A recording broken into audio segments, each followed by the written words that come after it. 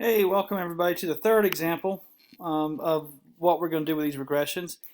This is the last one that I found. There could be another one, but I didn't read them all. But this should be enough. It says number 16 says a statistician collected the following data to explore the relationship between two variables x and y.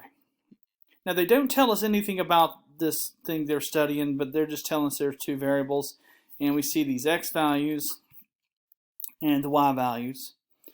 And then we come down, we start reading. Now, this is just information they're giving us, so let's read it all. The statistician performed a linear regression and also plotted the residuals.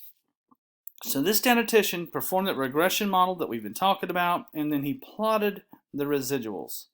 So he plotted the points, the differences in the model's prediction and the actual y value. That would be what this guy's plotted. All right, the statistician then performed a linear regression on the set of remaining data points. The result was that the new linear model fit the remaining data more closely than the original model fit the original data. What data point did the statistician exclude? So apparently this guy plotted these residuals and then threw a data point out, is what we're told. Now, I've got a different way of maybe doing this than some people might have thought. So what this suggested to me when I read it was like, okay, now look, if I was to see these data points plotted, because you see your choices down here are looking at these as ordered pairs, right? They're data points.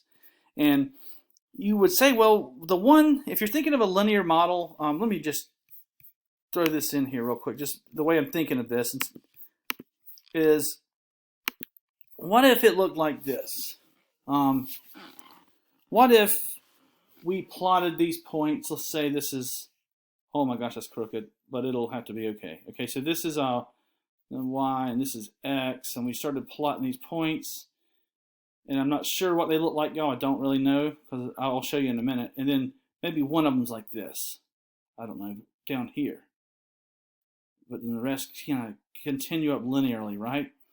And then the line of best fit or regression model would be something like that. Well, this guy here would have a heck of a big, I mean, that residual is large, right? And this point could be thrown out. That's the way I'm viewing this idea, okay? So back to the calculator, I'm going to show you a way to look at these data points, okay? All right, so again, what you need to do with something like this is go to your stat menu. You're going to need to edit, enter the data into your table, L1 and L2. And then I did something you might not be expecting. I never even calculated the regression. I might have needed to. I was prepared to if I needed it. But I think I found the answer real quick by doing this. And I said, let's plot these.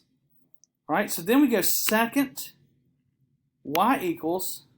You're going to turn your stat plot on. All right, what kind of we want. Let's turn it on first. And I want to do that graph right there. I know it's probably kind of hard to see. But I don't want a bar graph or any of these box and Wester plots or anything like that. And I'm going to hit yes, I do want that. And let's see. Now, the next thing I did, I went zoom. And if you look at number 9, it's a statistical plot. And there's my data points. See them right here? And it looks like this guy was removed. We'd have almost just a really nice fit. So that's worth looking at, right? So then you can take your calculator here and just let it, well, this thing's really slow, y'all. Real slow. Come on over here. And let's see what that point there is. Or we'll get really close to it, right? All right, so this is the point. 6 point, probably there's 6.4, 23.1 that you're looking at right here. All right, that's not the one to throw out. The one to throw out is right here. And we got to get over there. Oh, it's moving fast now. Good. Ooh, a little bit too fast. Okay. Then we'll go up a couple tick marks. And there's that 24 and 8.2. That's the one you would throw out, and you get a better fitting model. And that's one way to do this. I mean, otherwise you're going to have to calculate all these residuals. And that's a lot of work. So I think the stat plot worked out good here, so the choice would be D. There's no need to look at the others. The answer is D. And that gives you an idea how you can create a scatter plot with your TI-84 calculator as well. So I hope this is helpful. Thanks for watching, guys.